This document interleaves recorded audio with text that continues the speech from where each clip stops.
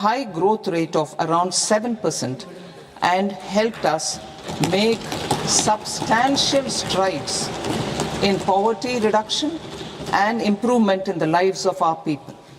Today, we face an external environment in which trade and multilateralism are impaired and access to resources and supply chains are disrupted.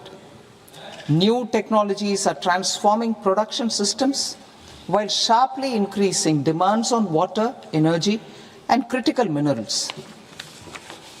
India will continue to take confident steps towards Vikasit Bharat, balancing ambition with inclusion.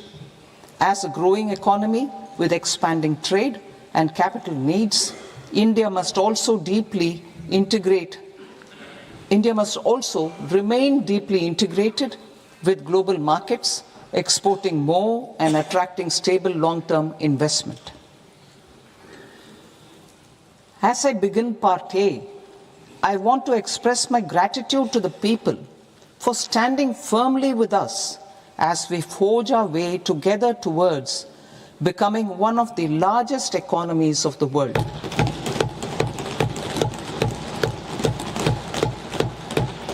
Our aim is to transform aspiration into achievement and potential into performance as we ensure that the dividends of growth reach every farmer, the scheduled caste, the scheduled tribes, the nomads, the youth, the poor, and the women. In Vikasit Bharat Young Leaders Dialogue 2026, several innovative ideas were shared with our Prime Minister, which have inspired many of the proposals, making this a unique Yuva Shakti-driven budget. Our government's sankalp is to focus on our poor, underprivileged, and the disadvantaged. To deliver on this sankalp, and given that this is the first budget prepared in Kartavya Bhavan, we are inspired by three Kartavya. Our first Kartavya is to accelerate and sustain economic growth by enhancing productivity and competitiveness and building resilience to volatile global dynamics. Our second Kartavya is to fulfill aspirations of our people and build their capacity, making them strong partners in India's path to prosperity. Our third Kartavya, aligned with our vision of Sabka Saath, Sabka Vikas, is to ensure that every family, community, region, and sector has access to resources, amenities, and opportunities for meaningful participation. This threefold approach requires a supportive ecosystem. The first requirement is to sustain the momentum of structural reforms, continuous, adaptive, and forward-looking. Second, a robust and resilient financial sector is central to mobilizing savings, allocating capital efficiently, and managing risks. Third, cutting-edge technologies, including AI applications, can serve us as force multipliers for better governance. Reform Express. Our government has undertaken comprehensive reforms towards creating employment, boosting productivity, and accelerating growth. After the Prime Minister's announcement on Independence Day in 2025, over 350 reforms have been rolled out. This includes GST simplification, notification of labor codes, and rationalization of mandatory quality control orders. High-level committees have been formed, and in parallel, the central government is working with the state governments on deregulation and reducing compliance requirements. The Reform Express is well on its way and will maintain its momentum to help us fulfill our Kartavya. I now move to specific proposals. Under our first Kartavya, To accelerate and sustain economic growth, I propose interventions in 6 areas. 1. Scaling up manufacturing in 7 strategic and frontier sectors. 2. Rejuvenating legacy industrial sectors. 3. Creating champion MSMEs. 4. Delivering a powerful push for infrastructure. 5. Ensuring long-term security and stability. And 6. Developing city economic regions. Scaling up of manufacturing in 7 strategic and frontier sectors. Biopharma Shakti, meaning biopharma strategy for health advancement through knowledge, technology, and innovation. India's disease burden is observed to be shifting towards non-communicable diseases like diabetes, cancer, and autoimmune disorders. Biologic medicines are key to longevity and quality of life at affordable costs. To develop India as a global biopharma manufacturing hub,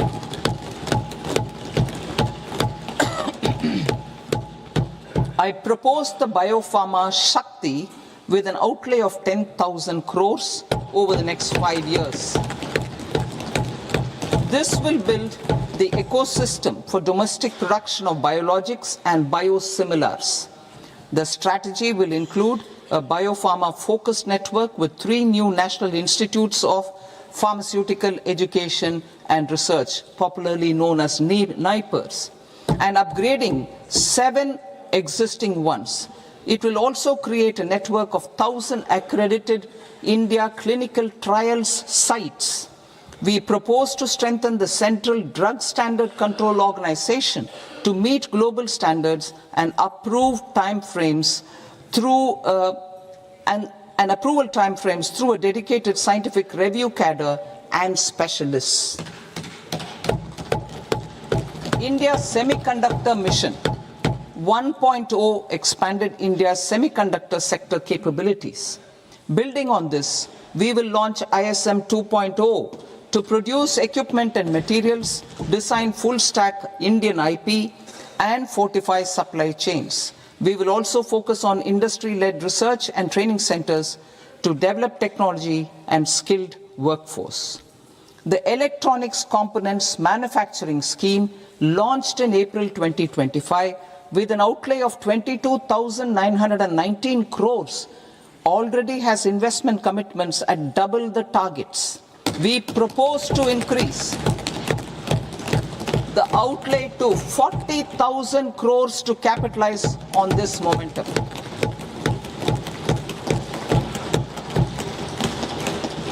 A scheme for rare earth permanent magnets was launched in 2025 November.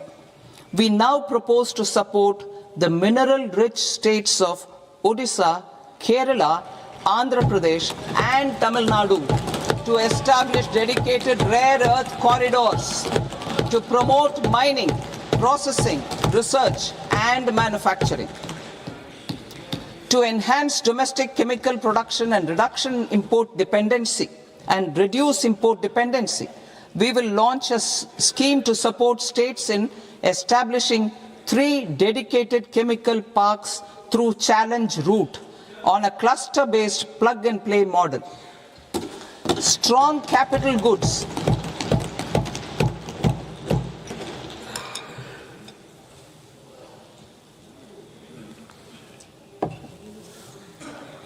Strong capital goods capability is a determinant of productivity and quality across different sectors. Towards building this capacity, I propose the following. High-tech tool rooms will be established by central public sector enterprises at 2 locations as digitally enabled automated service bureaus that locally design, test, and manufacture high-precision components at scale and at lower cost. 2. A scheme for enhancement of construction and infrastructure equipments. will be introduced to strengthen domestic manufacturing of high value and technologically advanced CIE. This can range from lifts in a multi-storied apartment or firefighting equipment in multiplexes, large or small, and to tunnel boring equipments for building metros and high-altitude roads. I also propose a scheme for container manufacturing to create a globally competitive container manufacturing ecosystem with a budgetary allocation of 10,000 crores over a 5-year period. For the labor-intensive textile sector, I propose an integrated program with 5 subparts. 1. The National Fiber Scheme for self-reliance in natural fibers, such as silk, wool, and jute, man-made fibers, and new age fibers. Textile expansion and employment scheme to modernize traditional clusters with capital support for machinery, technology upgradation, and common testing and certification centers. 3. The National Handloom and Handicraft Program to integrate and strengthen existing schemes and ensure targeted support for weavers and artisans. Tex Eco Initiative to promote globally competitive and sustainable textiles and apparels. Samarth 2.0 to modernize the upgrade the textile skilling ecosystem through collaboration with industry and academic institutions. Further, I propose to set up mega textile parks in challenge mode. They can also focus on bringing value addition to technical textiles. I propose to launch the Mahatma Gandhi Gram Swaraj initiative to strengthen khadi, handloom, and handicrafts. This will help in global market linkage and branding. It will streamline and support training, skilling, quality of process, and production. This will benefit our weavers, village industries, one district, one product, ODOP initiative, and also our rural youth. India has the potential to emerge as a global hub for high quality, affordable sports goods. I propose a dedicated initiative for sports goods that will promote manufacturing, research, and innovation in equipment design as well as material sciences. Rejuvenation of legacy industrial clusters. I propose to introduce a scheme to revive 200 legacy industrial clusters to improve their cost competitiveness and efficiency through infrastructure and technology upgradation. Creating champion SMEs and supporting micro enterprises. Recognizing MSMEs as a vital engine of growth, I propose a 3-pronged approach to help them grow as champions. Equity support. I propose to introduce a dedicated 10,000 crores SME growth fund to create future champions, incentivizing enterprises based on select criteria. I also propose to top up the Self-Reliant India Fund set up in 2021 with 2,000 crores to continue support to micro enterprises and maintain their access to risk capital. Liquidity support. With TREDS, more than 7 lakh crore has been made available to MSMEs. To leverage its full potential, I propose 4 measures. 1. Mandate TREDS as the transaction settlement platform for all purchases from MSMEs by CPSEs, serving as a benchmark for other corporates. 2. Introduce a credit guarantee support mechanism through CGT MSE for invoice discounting on TREDS platform. 3. Link GEM with TREDS for sharing information with financiers about government purchases from MSMEs, encouraging cheaper and quicker financing. 4. Introduce TREDS receivables as asset-backed securities, helping develop a secondary market, enhancing liquidity and settlement of transactions. Professional support. Government will facilitate professional institutions such as the ICAI, ICSI, ICMAI to design short-term modular courses and practical tools to develop a cadre of corporate mitras, especially in Tier 2 and Tier 3 towns. These accredited para-professionals will help MSMEs meet compliance requirements at affordable costs. Infrastructure.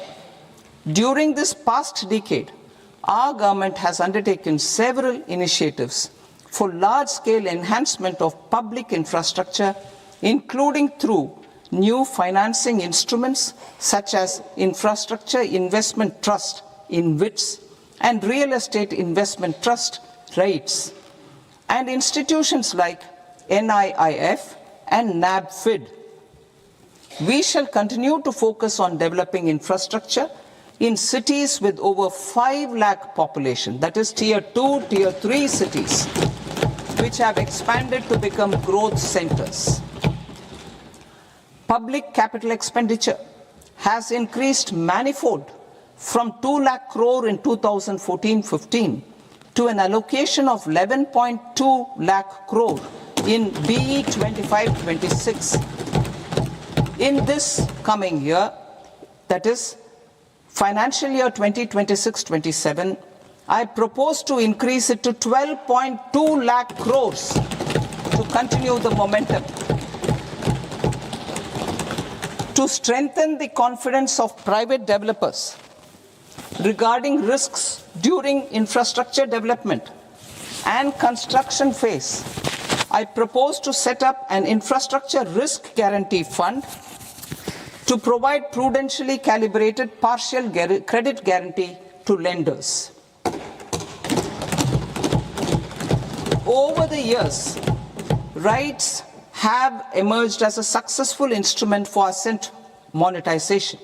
I propose to accelerate recycling of significant real estate assets of the CPSEs through the setting up of dedicated REITs. To promote environmentally sustainable movement of cargo, I propose to 1. Establish new dedicated freight corridors connecting Dankuni in the east to Surat in the west. Operationalize 20 new national waterways over the next 5 years,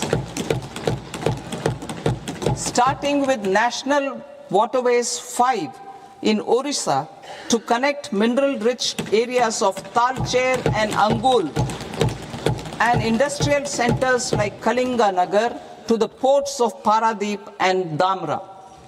Training institutes will be set up as regional centers of excellence for development of required manpower for these waterways.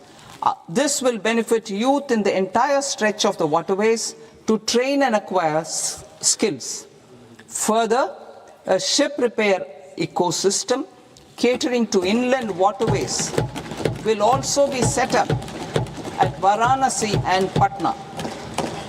And C, launch a coastal cargo promotion scheme for incentivizing a modal shift from rail to road to increase the share of inland waterways and coastal shipping from 6% to 12% by 2047. To enhance last mile and remote connectivity and promote tourism, I propose to give incentives to indigenize manufacturing of seaplanes. A seaplane VGF scheme will be also introduced to provide support for operations. Carbon capture, utilization and storage. Aligning with the roadmap launched in December 2025, the carbon capture, utilization and storage technologies at scale will achieve higher readiness and in end-use application across 5 industrial sectors, including power, steel, cement, refineries, and chemicals. An outlay of 20,000 crore is proposed over the next 5 years for this purpose. City economic regions.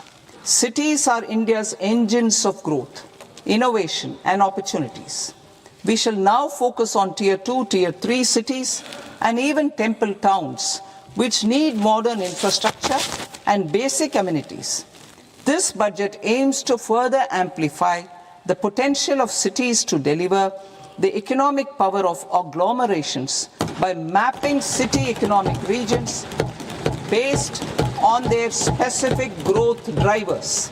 An allocation of 5,000 crore per CER over 5 years is proposed for implementing their plans through a challenge mode with a reform-cum-result-based financing mechanism. In order to promote environmentally sustainable passenger systems, we will develop 7 high-speed rail corridors between cities as growth connectors, namely Mumbai to Pune, Pune to Hyderabad, Hyderabad to Bengaluru, Hyderabad to Chennai, Chennai to Bengaluru, Delhi to Varanasi, Varanasi to Siliguri.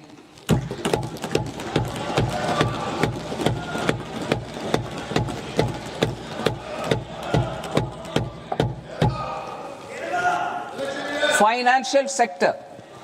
The Indian banking sector today is characterized by strong balance sheet, historic highs in profitability, improved asset quality, and coverage exceeding 98% of villages in the country. At this juncture, we are well placed to futuristically evaluate the measures needed to continue on the path of reform-led growth of this sector. I propose setting up a high-level committee on banking for Vikasit Bharat. High-level committee on banking for Vikasit Bharat to comprehensively review the sector and align it with India's next phase of growth, while safeguarding financial stability, inclusion, and consumer protection. The vision for NBFCs for Vikasit Bharat has been outlined with clear targets for credit disbursement and technology adoption in order to achieve scale and improve efficiency in the public sector NBFCs. As a first step, it is proposed to restructure the Power Finance Corporation and Rural Electrification Corporation.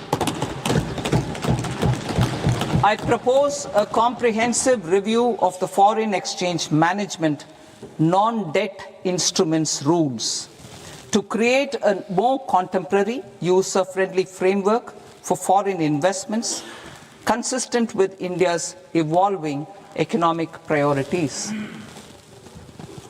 Corporate bond market. I propose to introduce a market-making framework with suitable access to funds and derivatives on corporate bond indices. I also propose to introduce total return swaps on corporate bonds. Municipal bonds. To encourage the issuance of municipal bonds of higher value by larger cities, I propose an incentive of 100 crore rupees for a single bond issuance. 100 crore rupees for a single bond issuance of more than 1,000 crore. The current scheme under Amrit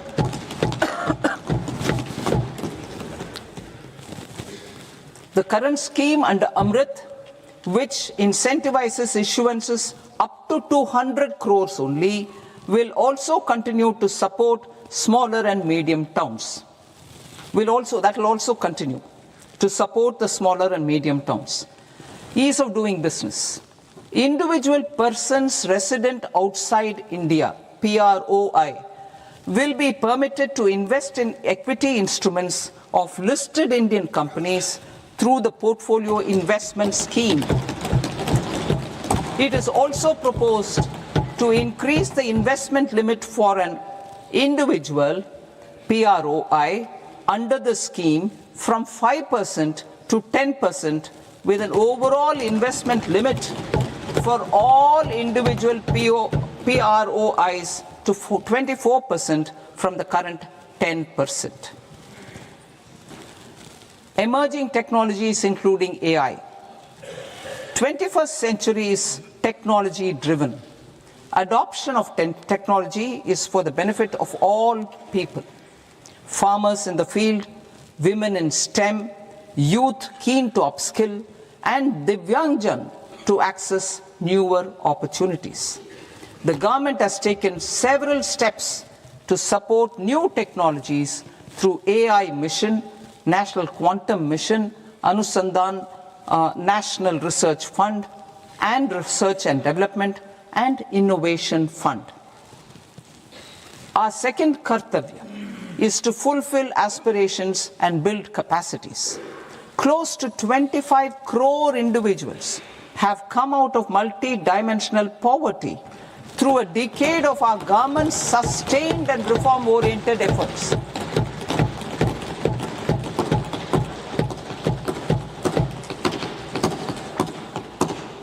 Our government has therefore decided to place a renewed emphasis on the service sector to provide a pathway to fulfilling aspirations of a youthful India with the following measures. I propose to set up a high-powered education to employment and enterprises standing committee to recommend measures that focus on services sector as a core driver of Vikasit Bharat.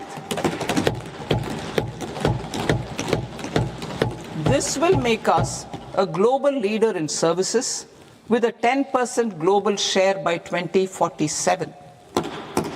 The committee will prioritize areas to optimize the potential for growth, employment, and exports.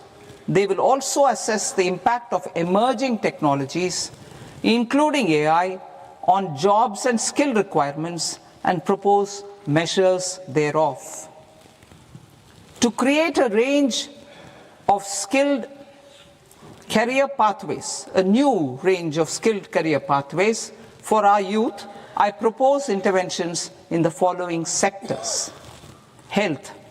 Existing institutions for allied health professionals will be upgraded and new AHP institutions established in private and government sectors. This will cover 10 selected disciplines, including optometry, radiology, anesthesia, OT technology, applied psychology and behavioral health, and add 1 lakh AHPs over the next 5 years. A strong care system covering geriatric and allied care services will be built. A variety of NSQF aligned programs will be developed to train multi-skilled caregivers, combining core care and allied skills such as wellness, yoga, and operation of medical assistive devices. In the coming year, 1.5 lakh caregivers will be trained.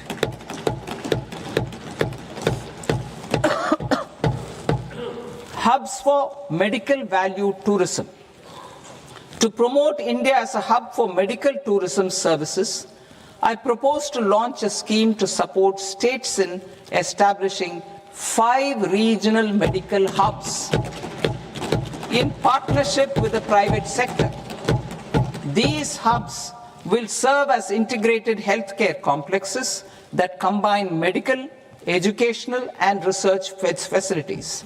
They will have Ayush centers, medical value tourism facilitation centers, and infrastructure for diagnostics, post-care, and rehabilitation. These hubs will provide diverse opportunities, job opportunities for health professionals, including doctors and AHPs. Ancient Indian yoga, already respected in several parts of the world, was given a mass global recognition when Honorable Prime Minister took it to the UN. Post-COVID, Ayurveda gained a similar global acceptance and recognition. Exporting quality Ayurveda products helps farmers who grow the herbs and youth who process the products. To meet growing global demand, a few more steps are being taken.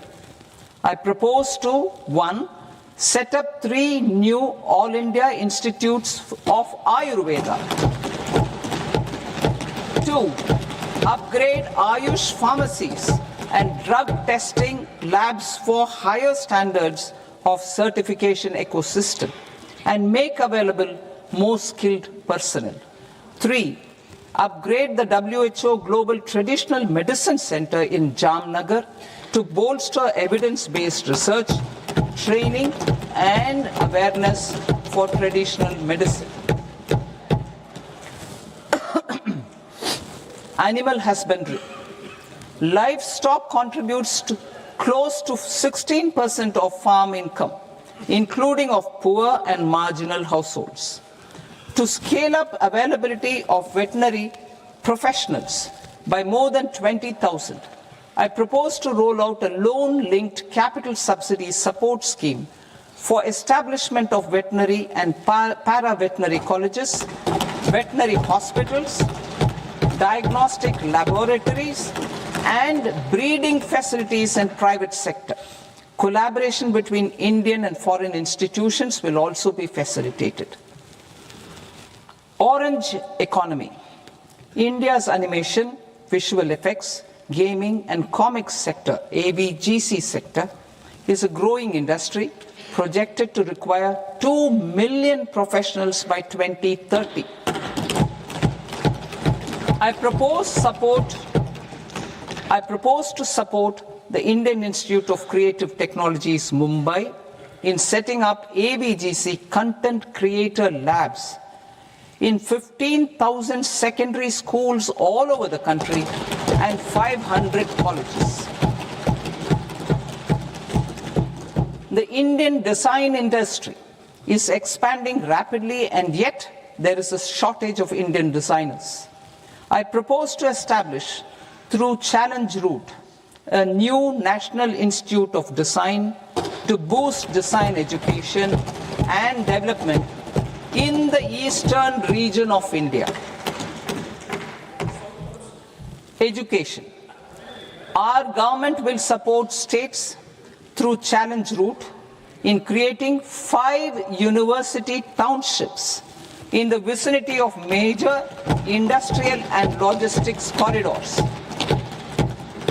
These planned academic zones will host multiple universities, colleges and research institutions, skill centers and residential complexes.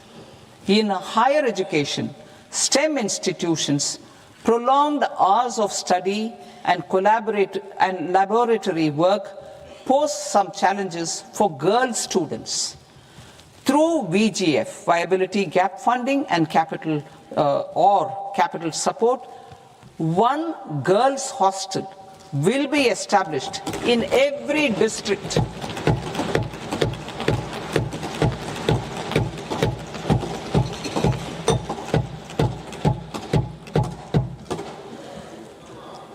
To promote astrophysics and astronomy via immersive experiences, 4 telescope infrastructure facilities will be set up or upgraded. The National Large Solar Telescope, the National Large Optical Infrared Telescope, the Himalayan Chandra Telescope, and the Cosmos 2 Planetarium. Tourism. The tourism sector has the potential to play a large role in the employment generation, forex earnings, and expanding the local economy. I propose to set up a National Institute of Hospitality by upgrading the existing National Council for Hotel Management and Catering Technology. It will function as a bridge between academia, industry, and government. I also propose a pilot scheme for upskilling 10,000 guides in 20 iconic tourist sites through a standardized, high-quality, 12-week training course in hybrid mode in collaboration with the Indian Institute of Management. A national destination digital knowledge grid will be established to digitally document all places of significance, cultural, spiritual, and heritage. This initiative will create a new ecosystem of jobs for local researchers, historians, content creators, and technology partners. India has the potential and opportunity to offer world-class trekking and hiking experience. We will develop ecologically sustainable mountain trails in Himachal Pradesh, Uttarakhand, and Jammu Kashmir. Also in Araku Valley in the Eastern Ghats and Podigai Malai in the Western Ghats. Turtle trails along key nesting sites in the coastal areas of Odisha, Karnataka, and Kerala. And 3 bird watching trails along the Pulikat Lake in Andhra Pradesh, Tamil Nadu. It's on the border. Under the visionary leadership of Honorable Prime Minister, we established the International Big Cat Alliance in 2024. This year, India is hosting the first ever Global Big Cat Summit, where heads of governments and ministers from 95 range countries will deliberate on collective strategies for conservation. Heritage and culture tourism. I propose to develop 15 archaeological sites, including Lothal, Dolavira, Rakhi Gadi, Adichanallur, Saranath, Hastinapur, and Leh Palace into vibrant experiential cultural destinations. Excavated landscapes will be open to the public through curated walkways. Immersive storytelling skills and technologies will be introduced to help conservation labs, interpretation centers, and guides. The sports sector provides multiple means of employment, skilling, and job opportunities. Taking forward the systematic nurturing of sports talent which is set in motion through the Khelo India program earlier, I propose to launch a Khelo India mission to transform the sports sector over the next decade. The mission will facilitate an integrated talent development pathway supported by training centers which are foundational, intermediate, and elite levels. B, systematic development of coaches and support staff. C, integration of sports science and technology. D, competitions and leagues to promote sports culture and provide platforms. And E, development of sports infrastructure for training and competition. Our third Kartavya aligns with our vision of Sabka Saath, Sabka Vikas towards Vikasit Bharat. This requires targeted efforts for 1, increasing farmer incomes through productivity enhancement and entrepreneurship, with special attention to small and marginal farmers. B, empowering Divyangjan through access to livelihood opportunities, training, and high-quality assistive devices.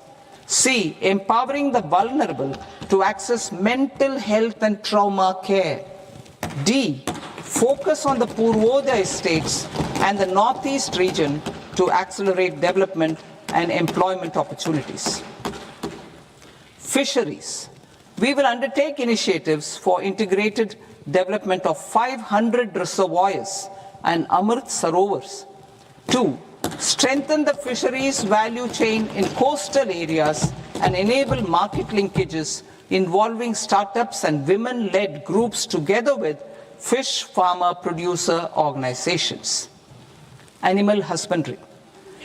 To provide quality employment opportunities in rural and peri-urban areas, we will support the animal husbandry sector in entrepreneurship development through A credit-linked subsidy program, B, scaling up and modernization of livestock enterprises, C, enhanced creation of livestock, dairy and poultry, enhanced creation of livestock, dairy and poultry focused integrated value chains, and D, encourage creation of livestock farmer producer organizations. High value agriculture. To diversify farm outputs, increase productivity, enhance farmers' incomes, and create new employment opportunities, we will support high value crops such as coconut, sandalwood, cocoa, cashew in the coastal areas, agar trees in northeast, and nuts such as almonds, walnuts, and pine nuts in our hilly regions. These, all of them, will be supported. India is the world's largest producer of coconuts.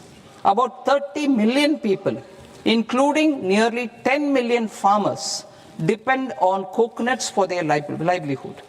To further enhance competitiveness in coconut production, I propose a coconut promotion scheme to increase production and enhance productivity through various interventions, including replacing and non-productive trees with new saplings or plants or varieties in major coconut growing states. A dedicated program is proposed for Indian cashew and cocoa to make India self-reliant in raw cashew and coconut production and processing, enhance export competitiveness, and transform Indian cashew and Indian cocoa into premium global brands by 2030. Sandalwood. Sandalwood is closely linked to India's social and cultural heritage. Our government will partner with state governments to promote focused cultivation and post-harvest processing to restore the glory of the Indian sandalwood ecosystem, to rejuvenate old, low-yielding orchards, and expand high-density cultivation of walnuts, almonds, and pine nuts. We will support a dedicated program to enhance farmer incomes and in bringing value addition by engaging youth. Bharat Vistar, that is virtually integrated system to access agricultural resources. I propose to launch Bharat Vistar, a multilingual AI tool that shall integrate the AgriStack portals and the ICAR package on agricultural practices with AI systems. This will enhance farm productivity, enable better decisions for farmers, and reduce risk by providing customized advisory support. She-Marts for rural women-led enterprises. Building on the success of Lakpati Didi program, I propose to help women take the next step from credit-linked livelihoods to being owners of enterprises. Self-help entrepreneur, She-Marts will be set up as community-owned retail outlets within the cluster-level federations through enhanced and innovative financing instruments. Empowering Divyangjan. Divyangjan Kaushal Yojana. Information technology, AVGC sectors, hospitality and food and beverages sectors often offer task-oriented and process-driven roles which are suitable for Divyangjan We will ensure dignified livelihood opportunities through industry-relevant and customized training specific to each Divyangjan group. Divyang Sahara Yojana, timely access to high-quality assistive devices for all eligible Divyangjan is a fundamental need. I propose to 1. Support the Artificial Limbs Manufacturing Corporation of India, Alimco, to set up and to scale up production of assistive devices, invest in R&D and AI integration, strengthen PM Divyasha Kendras, and support setting up of assistive technology marts as modern retail style centers where Divyangjan and senior citizens can see, try and purchase assistive products. Reaffirming our commitment to mental health and trauma care. There are no national institutes for mental health care in North India. We will therefore set up a NIMHANS 2 and also upgrade national mental health institutes in Ranchi and in Tezpur as regional apex institutions. Emergencies expose families, particularly the poor and vulnerable, to unexpected expenditure. We will strengthen and increase these capacities by 50% in district hospitals by establishing emergency and trauma care centers. Focus on Purvodaya states and northeastern regions. Purvodaya, I propose the development of an integrated East Coast industrial corridor with a well-connected node at Durgapur, creation of 5 tourism destinations in 5 Purvodaya states, and the provision of 4,000 e-buses. Buddhist sites in northeastern region. The northeastern region is a civilizational confluence of Theravada and Mahayana or Vajrayana traditions. I propose to launch a scheme for development of Buddhist circuits in Arunachal Pradesh, Sikkim, Assam, Manipur, Mizoram, and Tripura. The scheme will cover preservation of temples and monasteries, pilgrimage interpretation centers, connectivity, and pilgrim amenities. 16th Finance Commission. On 17th November 2025, the 16th Finance Commission submitted its report to the President. As mandated under Article 281 of the Constitution, the government is to lay the report along with the explanatory memorandum on the action taken report on the recommendations of the Commission in Parliament, which, Sir, Honourable Speaker, you've allowed me to do at the commencement of the session. The government has accepted the recommendation of the Commission to retain the vertical share of devolution at 41%. As recommended by the Commission, I have provided 1.4 lakh crores of rupees to the states for the year 2026-2027 as Finance Commission grants. These include rural and urban local body and disaster management grants. Fiscal consolidation.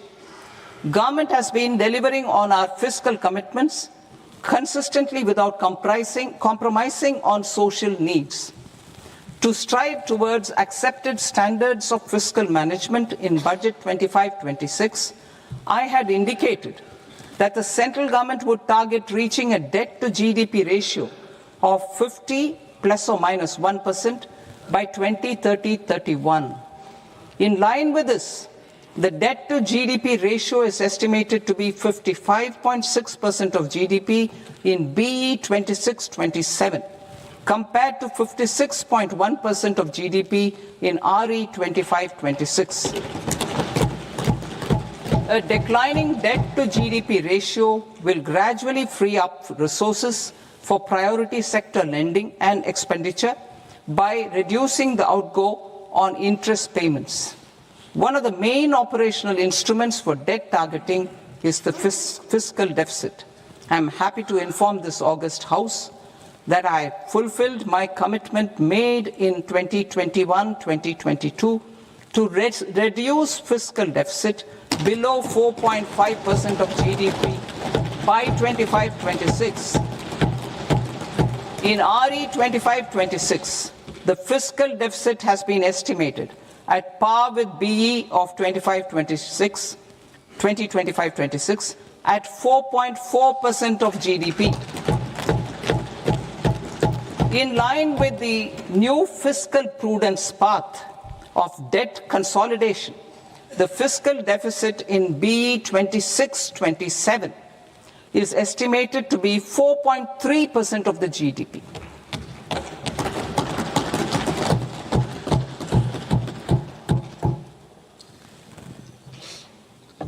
The revised estimates of the non-debt receipts are 34 lakh crore rupees, of which the centre's net tax receipts are 26.7 lakh crore.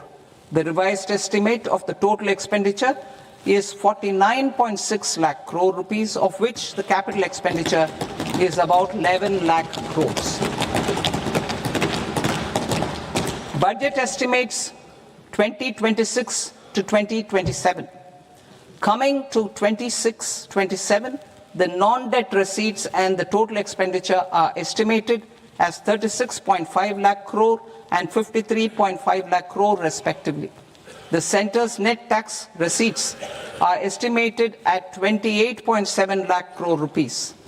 To finance the fiscal deficit, the net market borrowings from dated securities are estimated at 11.7 lakh crore rupees.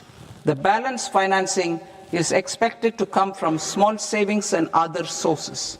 The gross market borrowings are estimated at 17.2 lakh crore rupees. I'll now move to Part B. Part B, direct taxes.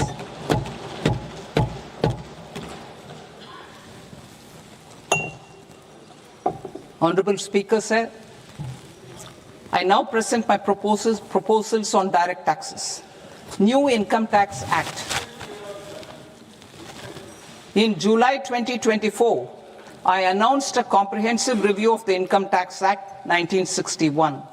This was completed in a record time, and the Income Tax Act 2025 will come into effect from 1st April 2026. The simplified income tax rules and forms will be notified shortly, giving adequate time to taxpayers to acquaint themselves with its requirements. The forms have been redesigned such that ordinary citizens can comply without difficulty. Ease of living. I propose that any interest awarded by the Motor Accident Claims Tribunal to a natural person will be exempt from income tax, and any TDS on this account will be done away with. I propose to reduce TCS rate on the sale of overseas tour program package from the current 5% and 20% to 2% without any stipulation of amount. I propose to reduce TCS rate for pursuing education and for medical purposes under the Liberalized Remittance Scheme, popularly known as LRS, from 5% to 2%. Supply of manpower services is proposed to be specifically brought within the ambit of payment to contractors for the purpose of TDS to avoid ambiguity. Thus, TDS on these services will be at the rate of either 1% or 2% only. I propose a scheme for small taxpayers, wherein a rule-based automated process will enable obtaining a lower or nil deduction certificate instead of filing an application with the assessing officer. For the ease of taxpayer holding securities in multiple companies, I propose to enable depositories to accept Form 15G or Form 15H from the investor and provide it directly to various relevant companies. I propose to extend time available for revising returns from 31st December to up to 31st March with the payment of a nominal fee. I also propose to stagger the timeline for filing of tax returns. Individuals with ITR 1 and ITR 2 returns will continue to file till 31st July, and non-audit business cases or trusts are proposed to be allowed time till 31st August. TDS on sale of immovable property by a non-resident is proposed to be deducted and deposited through resident buyers and his or her PAN-based challan instead of requiring a TAN, which is a temporary accounting number. To address practical issues of small taxpayers like students, young professionals, tech employees, relocated NRIs, and such others, I propose to introduce a one-time 6-month foreign asset disclosure scheme for these taxpayers to disclose income or assets below a certain size. This scheme would be applicable for two categories of taxpayers, namely, A, who did not disclose their overseas income or assets, and B, who disclosed their overseas income and or paid due tax but could not declare the asset acquired. For category A, the limit of undisclosed income or asset is proposed to be up to 1 crore rupees. They need to pay 30% of fair market value of asset or 30% of undisclosed income as tax and 30% as additional income tax in lieu of penalty, and would thereby get immunity from prosecution. For category B, asset value is proposed to be up to 5 crore rupees. Here, immunity from both penalty and prosecution will be available with a payment of fee of 1 lakh rupees. Rationalizing penalty and prosecution. Multiplicity of proceedings are hindrance to the ease of doing business. I propose to integrate assessment and penalty proceedings by way of a common order for both. There will be no interest liability on the taxpayer on the penalty amount for the period of appeal before the first appellate authority, irrespective of the outcome of appeal process. Further,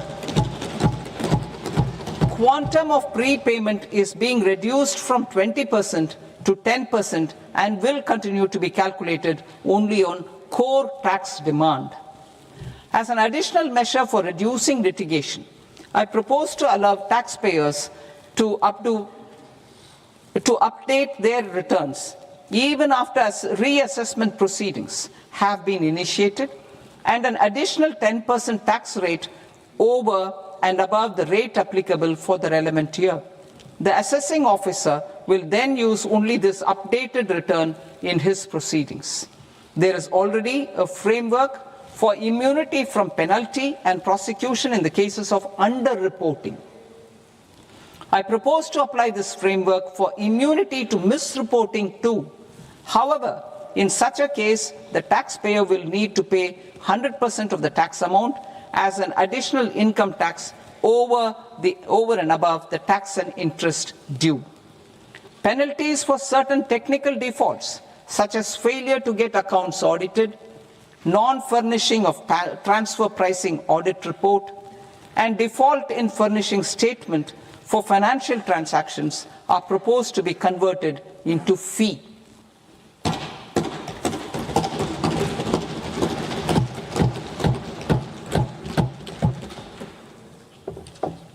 I propose to rationalize prosecution framework under Income Tax Act while maintaining a careful balance for deterrence in some serious offence. Non-production of books of account and documents and requirement of TDS payment where payment is made in kind are being decriminalized. Further, minor offences will attract fine only. The remaining prosecutions will be graded commensurate with the quantum of offence. They will entail only simple imprisonment with maximum imprisonment reduced to 2 years and power to courts to convert even those into fines. There is no penalty. There is no penalty presently for non-disclosure of non-immovable foreign assets with aggregate value less than 20 lakh rupees. I propose to also provide them with immunity from prosecution with retrospective effect from 1/10/2024.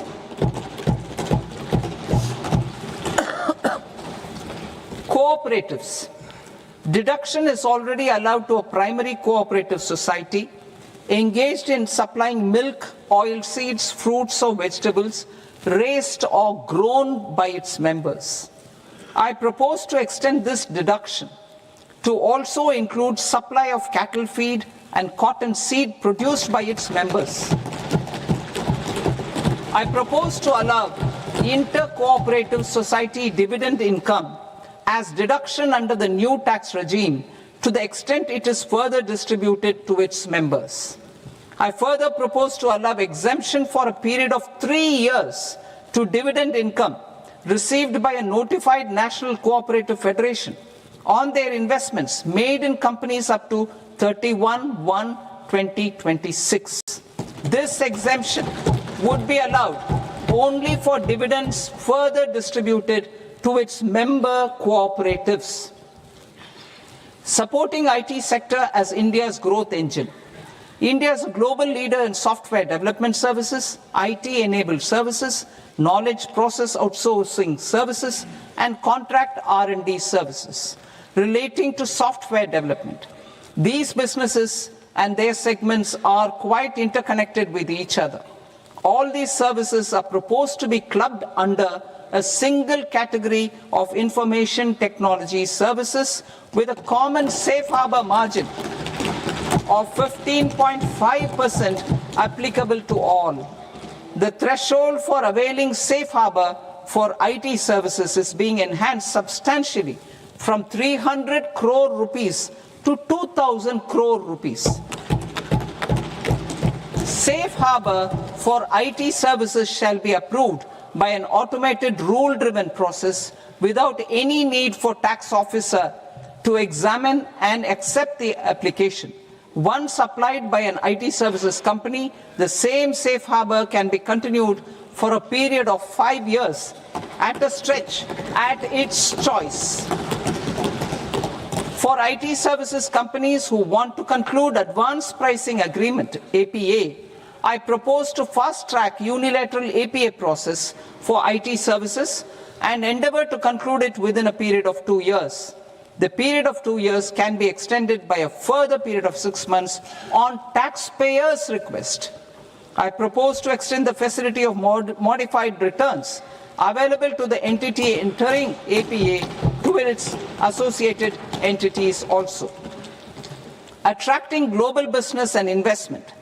Recognizing the need to enable critical infrastructure and boost investment in data centers, I propose to provide tax holiday till 2047 to any foreign company that provides cloud services to customers globally by using data center services from India.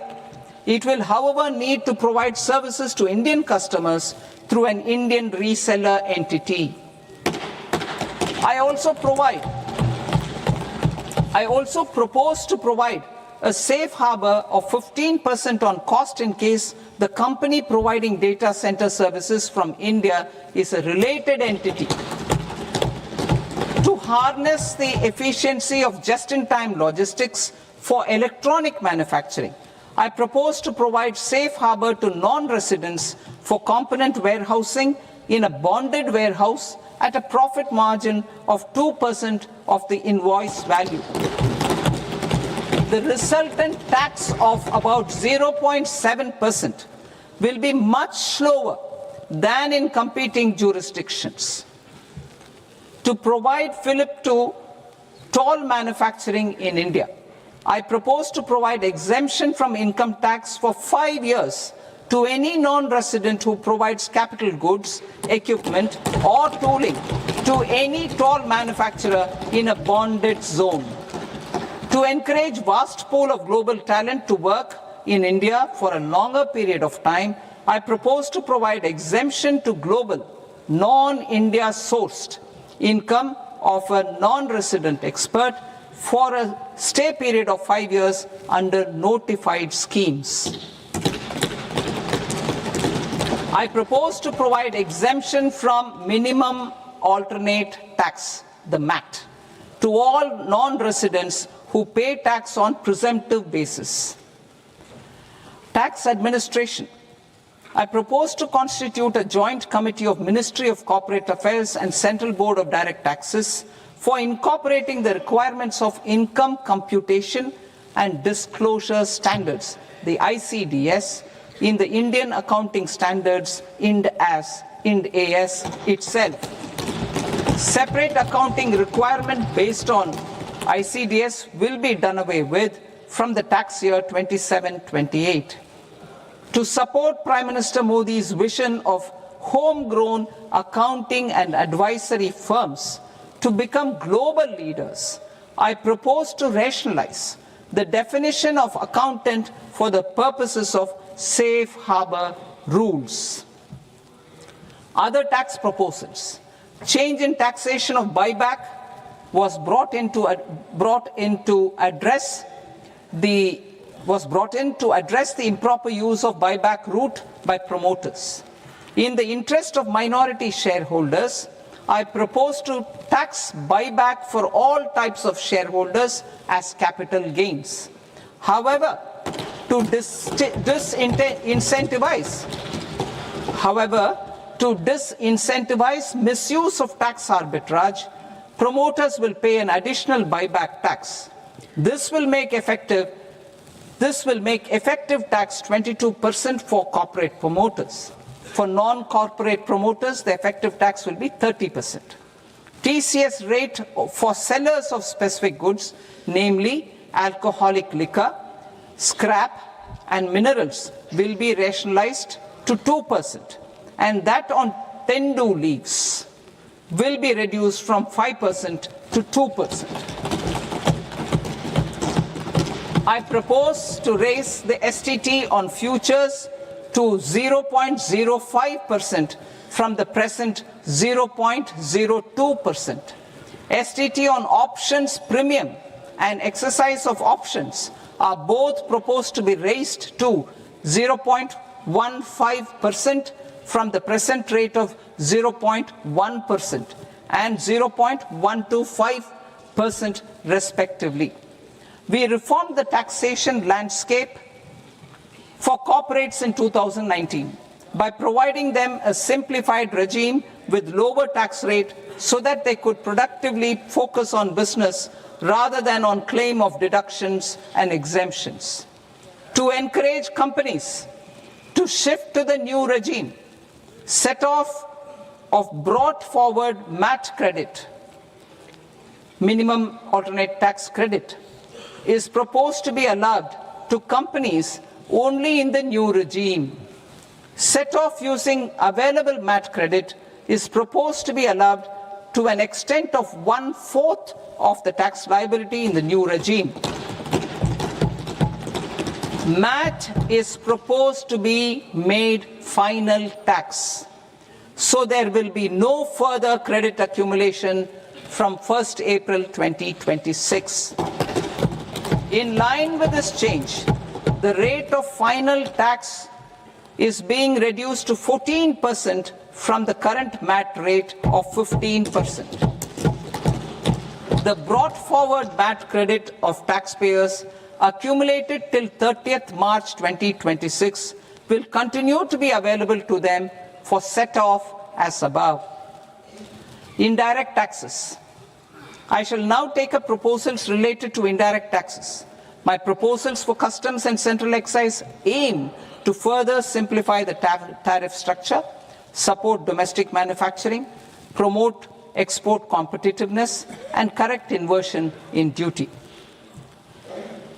To continue weeding out long continuing customs duty exemptions, I propose to remove certain exemptions on items which are being manufactured in India or where the imports are negligible.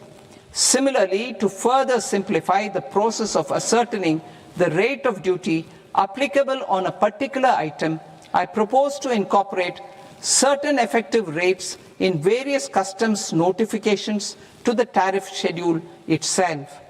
I shall now take up sector-specific proposals. Promotion of exports of marine, leather, and textile products. I propose to increase the limit for duty-free imports of specified inputs used for processing seafoods for export from the current 1% to 3% of FOB value of the previous year's export turnover. I also propose to allow duty-free imports of specified inputs, which is currently available for exports of leather or synthetic footwear, to exports of shoe uppers as well.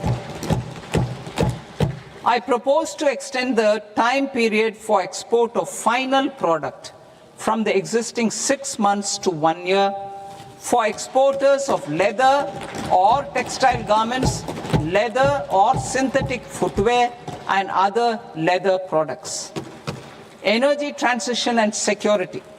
I propose to extend the basic customs duty exemption given to capital goods used for manufacturing lithium-ion cells for batteries to those used for manufacturing lithium-ion cells for battery energy storage systems also.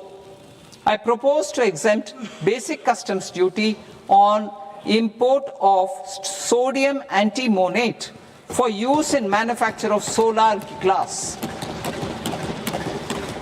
Nuclear power.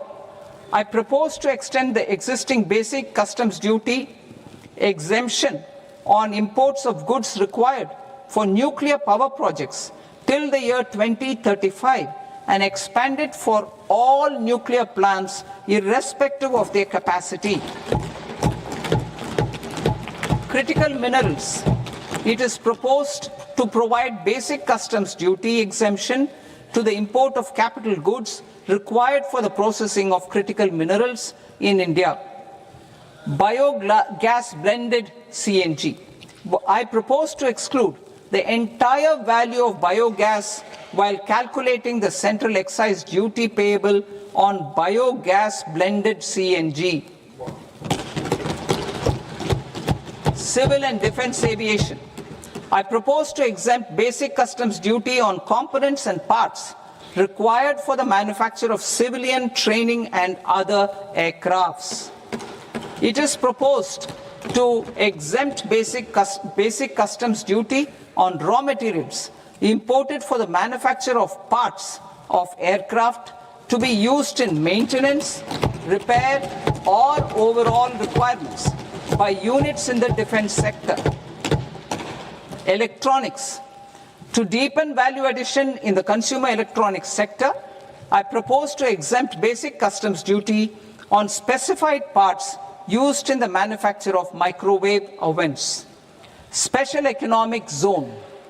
To address the concerns arising about utilization of capacity by manufacturing units in the special economic zones due to global trade disruptions, I propose as a special one-time measure to facilitate sales by eligible manufacturing units in SEZs to the domestic tariff area at concessional rates of duty. The quantity of such sales will be limited to a prescribed proportion of their exports. Necessary regulatory changes will be undertaken to operationalize the measures while ensuring level playing field for the units working in the DTA. Ease of living. To rationalize the customs duty structure for goods imported for personal use, I propose to reduce the tariff rate on all dutiable goods imported for personal use from 20% to 10%. To provide relief to patients, particularly those suffering from cancer, I propose to exempt basic customs duty on 17 drugs or medicines. I propose also to add 7 more rare diseases for the purposes of exempting import duties on personal imports of drugs, medicines, and food for special medical purposes used in their treatment. Customs process. India's role and share in the global trade is poised for a major leap in line with our ambition and journey towards Vikasit Bharat. In this regard, I propose many measures for custom processes to have minimal intervention for smoother and faster movement of goods and greater certainty to the trade. Trust-based systems. I propose to enhance duty deferral period for Tier 2 and Tier 3 authorized economic operators, known as AEOs, from 15 days to 30 days. I propose to provide eligible manufacturer importers the same duty deferral facility. This should encourage them to get themselves accredited as a full-fledged Tier 3 AEO in due course. To provide greater certainty and for better business planning, I propose to extend validity period of advance ruling binding on customs from the present 3 years to 5 years. In the spirit of the whole of government approach,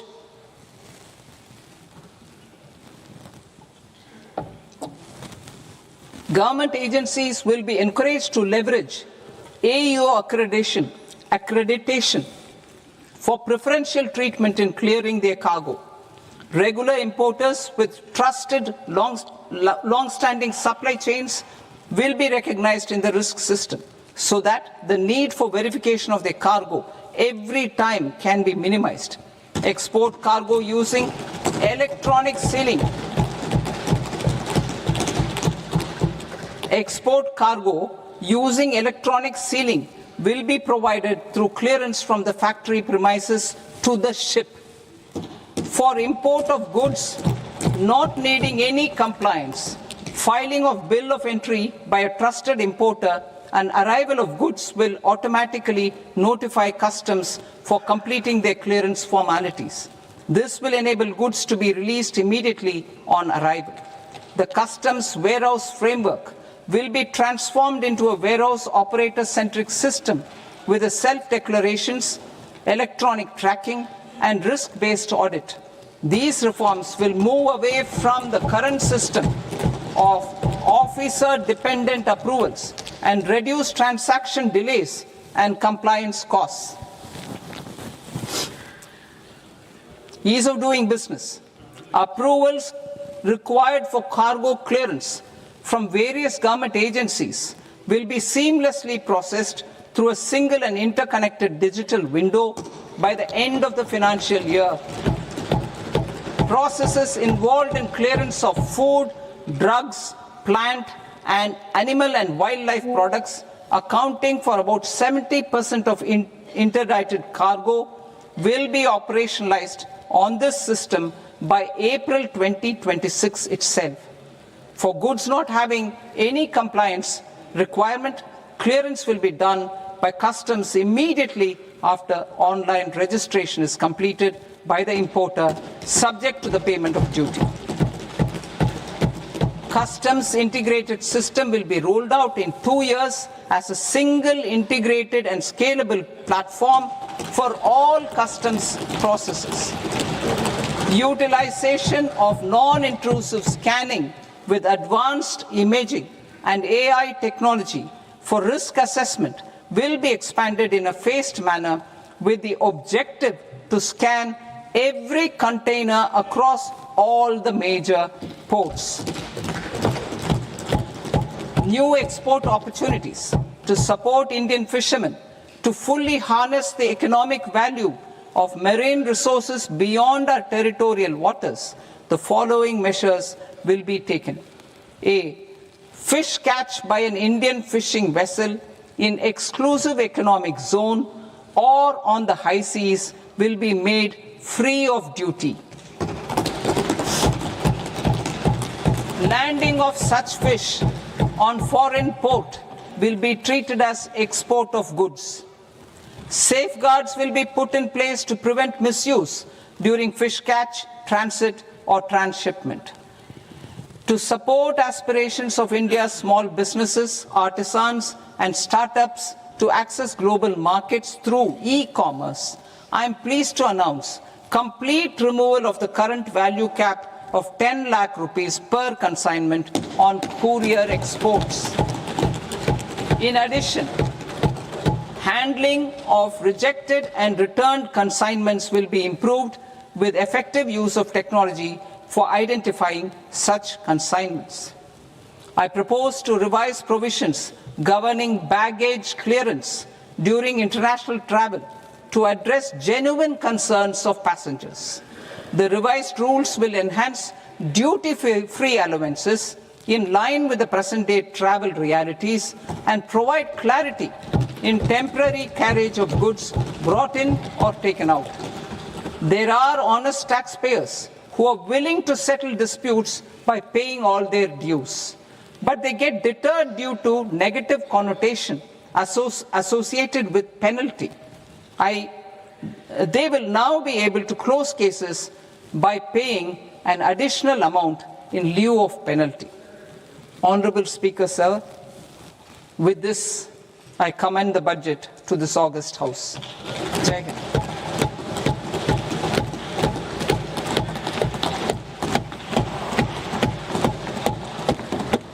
One and a half hours. Item number 3 माननीय वित्त मंत्री जी।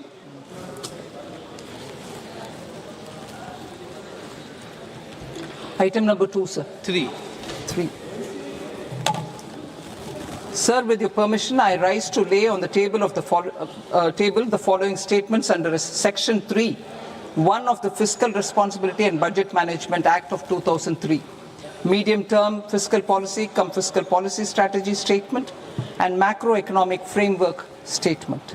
Item number 4 माननीय वित्त मंत्री जी। Sir, with your permission, I move for leave to introduce the Finance Bill 2026. प्रश्न ये कि विधेयक को पुनर्स्थापित करने की अनुमति प्रदान की जाए। जो सदस्य इस पक्ष में हाँ गए, जो सदस्य विरोध में ना गए, मेरे विचार में निर्णय हाँ वालों के पक्ष में हाँ वालों के पक्ष में अनुमति प्रदान की जाती है। माननीय मंत्री जी, अब विधेयक पुनर्स्थापित करें। Sir, I introduce the bill. माननीय सदस्यगण, आपको सूचित किया जाता है कि माननीय वित्त मंत्री जी के बजट भाषण की कॉपी पब्लिकेशन काउंटर पर ली जाती है। बजट भाषण और बजट से संबंधित दस्तावेज आपके मोबाइल फोन और मेंबर पोर्टल्स पर ही उपलब्ध है। सभा की कार्रवाई कल सोमवार दिनांक 2 फरवरी 2026 को प्राप्त 11 बजे तक के लिए स्थगित की जाती है।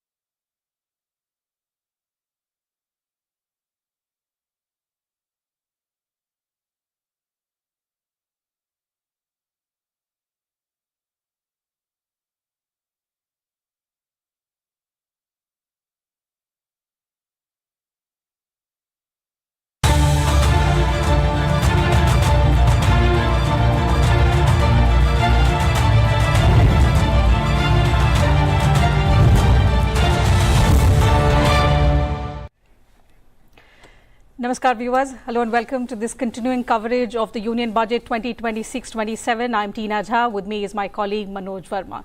So you heard the Finance Minister Nirmala Sitharaman presenting the Union Budget 2026-27, also introducing the Finance Bill. She's made history today as she presented her 9th consecutive Union Budget under the leadership of Prime Minister Modi. This, viewers, is also the first time in India's fiscal history that the Union Budget has been presented on a Sunday. We'll discuss some of the proposals and the key highlights of this budget speech, which extended nearly 1.5 hours, some of the key announcements that the Finance Minister made. In fact, the proposals in the budget, she said, are aimed at boosting growth, meeting people's aspirations, most importantly, enabling inclusive development. So the key highlight of the budget 2026-27 is that India has set a lower fiscal deficit target and higher capex outlay for FY27 with a reforms push. Just to put it into numbers, for the financial year 2027, the capital expenditure has been set at 12.2 lakh crore rupees. The fiscal deficit target has been set at 4.3% of GDP in FY27. In fact, if you heard the Finance Minister, she said she fulfilled her commitment that she made in FY 2022 to reduce the fiscal deficit below 4.5% of the GDP. Also, in revised estimates 2025-26, the fiscal deficit is at 4.4% of the GDP. The debt to GDP ratio is estimated at 55.6% in budget estimates 2026-27 versus the 56.1% in revised estimates 25-26. FY27 expenditure is estimated at 53.5 lakh crore rupees. The revised estimates of expenditure in FY 2026 were 49.6 lakh crore rupees. So a significant jump there as far as the numbers are concerned. Also, FY 27 net market borrowing from the dated securities is estimated at 11.7 lakh crore rupees. The gross market borrowing is seen at 17.2 lakh crore rupees. The net tax receipts estimated at 28.7 lakh crore rupees in FY27. We'll bring you charts and graphics related to it for you to understand better. These are just some of the numbers that we were able to pick up from the Finance Minister's speech. So in a few moments from now, our production team will be able to put out charts and graphics for you to understand better those numbers and a comparative data of how these numbers stand compared to the previous budgets.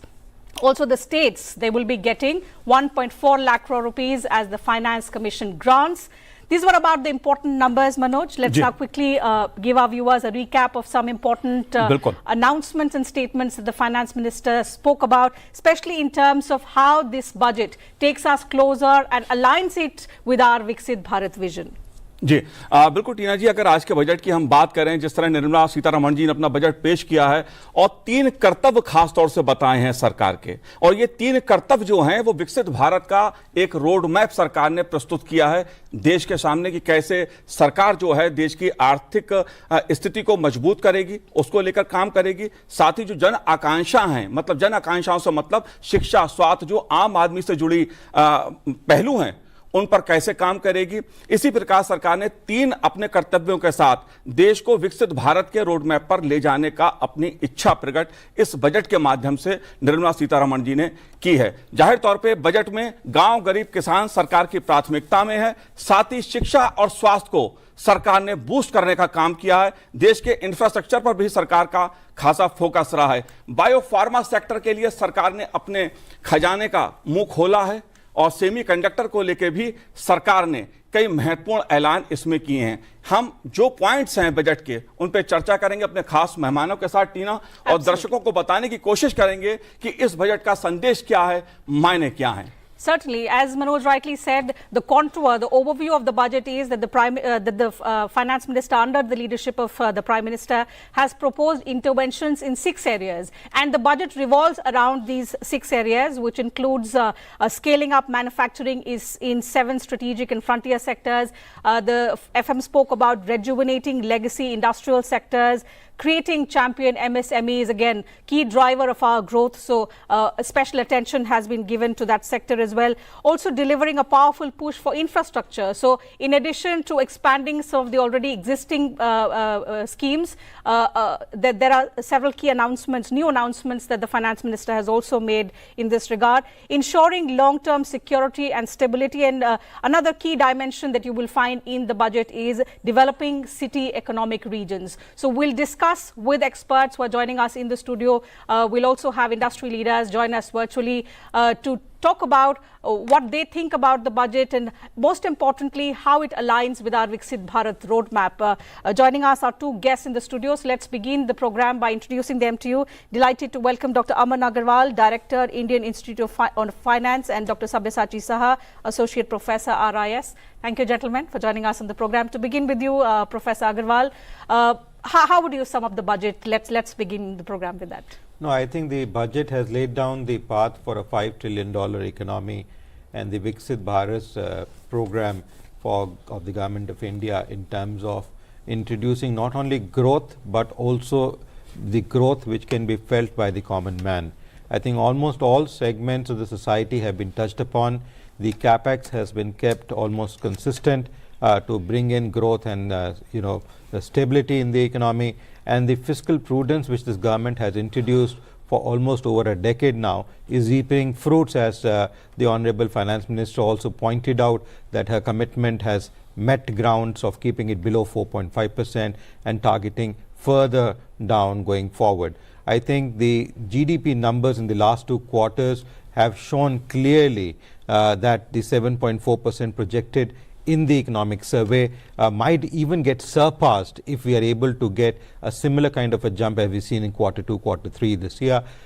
In fact, crossing 7.5 if possible, because all the factors which are there are so positive, giving a positive rebounding effect. And in fact, the budget has laid down a pathway which industry across the globe and within the country looks upon for introducing investments in the country in different segments. And in my opinion, none of these segments, whether it is social sector, rural development, or agriculture, healthcare, education, you talk of a sector, it has been looked upon. Even from a macroeconomic perspective, she has contributed and given not only roads and railways, but even city infrastructure, meeting the AI needs and structures which are there, the latest to be there. She's also talked about employment and how different sectors will induce employment through her schemes which she has proposed in the budget. I think the budget is a way forward beyond, as we say, India is more like an elephant. It is like an elephant which has been added the wings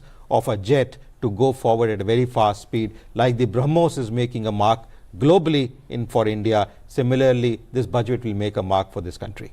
Absolutely. Before we proceed, Manoj, two more guests have joined us virtually. Professor Ashok Vishandas, he's Professor Applied Economics, IIPA, and ex-chairman CSCP, Ministry of Agriculture and Farmers Welfare, and Mr. Riaz Tingna, he's a partner tax, Grant Thornton Bharat. Thank you, gentlemen, for joining us on the program as well.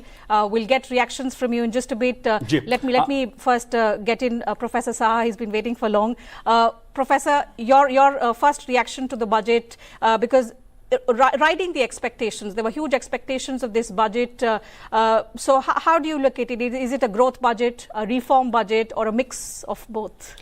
Yeah, thank you for having me on the show.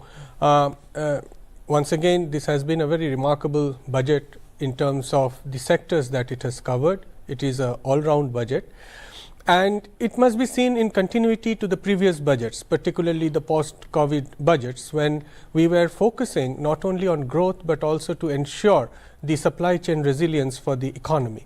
And this year, in continuation to the push that was given to Atmanirbharta and Make in India, we see critical enablers being activated for the industrial sector, particularly the 7 sectors that the Finance Minister has particularly mentioned in her budget speech. We have also seen in the economic survey, which has categorically mentioned about the dynamism both in the industrial sector as well as the services sector in terms of its export potential as well as the importance for the economy. Overall, Finance Minister has touched upon key enablers for energizing both industrial and the services sector, because those are also the areas where the value addition would come from, along with employment. But at the same time, we must remember that in the last few years, there has been huge push to revitalize the rural development sector, the agriculture sector and others. And this year we see no difference from that, and the continuity for a holistic rural development alongside very healthy economic growth of the